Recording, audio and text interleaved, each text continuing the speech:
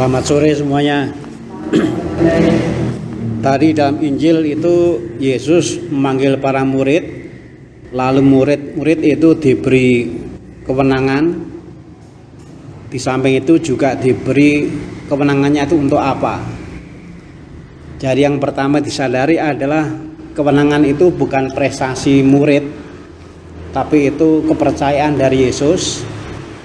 Lalu kewenangan itu tidak digunakan untuk terserah masing-masing, tapi digunakan untuk seperti yang diamanatkan oleh Yesus. Ini bisa menjadi bahan refleksi bagi kita. Kita ini dalam gereja juga dipercaya, diberi kewenangan. Umumnya kita ini kan masuk dalam beberapa kelompok ya. Ada yang sebagai pengurus Dewan Stasi, ada yang sebagai pengurus WK, ada yang sebagai pengurus Legio Maria, tapi juga ada yang sebagai anggota. Nah, kita harus menyadari betul bahwa kalau di dalam kelompok-kelompok itu, entah sebagai apapun kita punya kewenangan, yang harus kita ingat adalah kewenangan itu bukan hasil kerja kita. Itu adalah kepercayaan. Dan kita memang harus seperti para murid, sadar bahwa kepercayaan itu kan bukan terserah kita penggunaannya. Maka kita memang harus betul-betul mempelajari sebenarnya kewenangan ini diharapkan untuk apa. Nah, kita ini punya buku pegangan.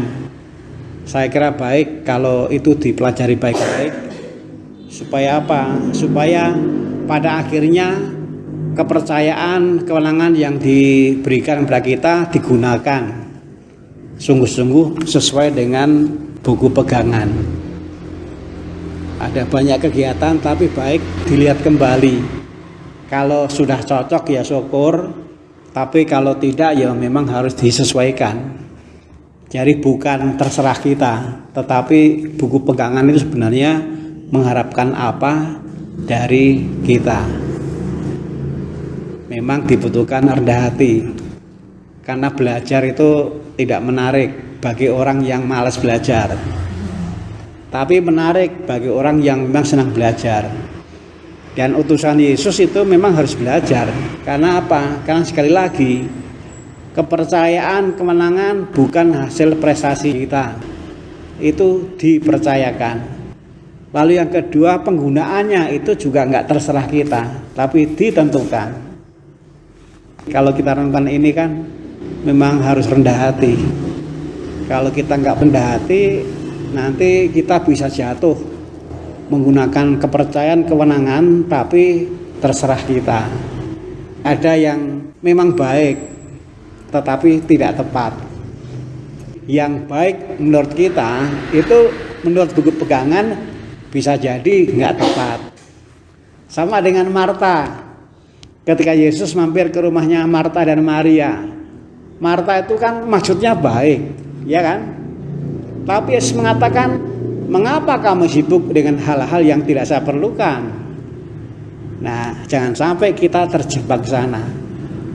Syukur ada kesempatan untuk masing-masing bergiliran mempelajari buku pegangan.